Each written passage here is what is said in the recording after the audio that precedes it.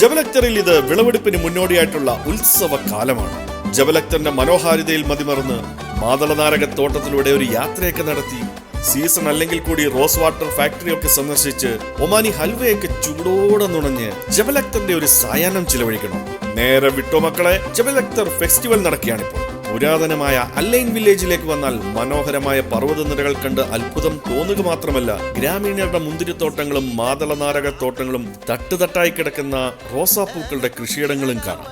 സഞ്ചാരികൾക്ക് ഏറ്റവും പ്രിയപ്പെട്ട ഒരു ട്രെക്കിംഗ് ലൊക്കേഷൻ കൂടിയാണ് അല്ലൈൻ വില്ലേജ്. വിളവെടുപ്പ് കാലമായില്ലെങ്കിൽ കൂടി വിശാലമായ മാതളനാരക തോപ്പുകൾക്കിടയിലൂടെ പാകമായി വരുന്ന മാതള നാരങ്ങകളെ സ്പർശിച്ചുകൊണ്ട് പക്ഷികളുടെ കിളിക്കൊഞ്ചലുകൾ കേട്ടുകൊണ്ട് ഒറ്റയ്ക്ക് നടക്കുന്നതിന്റെ ഒരു ഫീൽ, അതൊരു വികാരം തന്നെയാണ്. ഇതെല്ലാം കണ്ട് സന്ധ്യ വൈകുന്ന നേരം ഫെസ്റ്റിവൽ ഗ്രൗണ്ടിലേക്ക് നമുക്ക് ചെല്ലാം. കുറേയേറെ കാഴ്ചകൾ അവിടെ കാണാം. വിശക്കുമ്പോൾ അവിടെ നിന്നും നല്ല ഹാൻഡ് മെയ്ഡ് ബർഗർ ചൂടോടെ കഴിക്കാം. ഒരു പുതുമ പരീക്ഷിക്കുവാനാണെങ്കിൽ ഒമാൻ ചിപ്സും സ്റ്റീംഡ് കോണും ചേർത്തുണ്ടാക്കിയ ഈ വിഭവം ആസ്വദിച്ച് കഴിക്കാം. കഴിച്ചതിന്റെ ക്ഷീണം മാറാൻ ശുദ്ധമായ മാതള നാരങ്ങയുടെ ജ്യൂസും കുടിച്ച് അവിടെ നിന്നും യാത്ര തിരിക്കാം.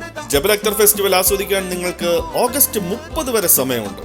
4 വീൽ ഡ്രൈവ് വാഹനങ്ങളിൽ മാത്രമേ നമുക്ക് ജബൽ അക്തർ സന്ദർശിക്കാൻ സാധിക്കുകയുള്ളൂ. നിങ്ങൾ പോകുന്ന വാഹനത്തിന്റെ സുരക്ഷ നിങ്ങളുടെ കയ്യിലാണ്. അപ്പോൾ ഹാപ്പി ട്രിപ്പ്.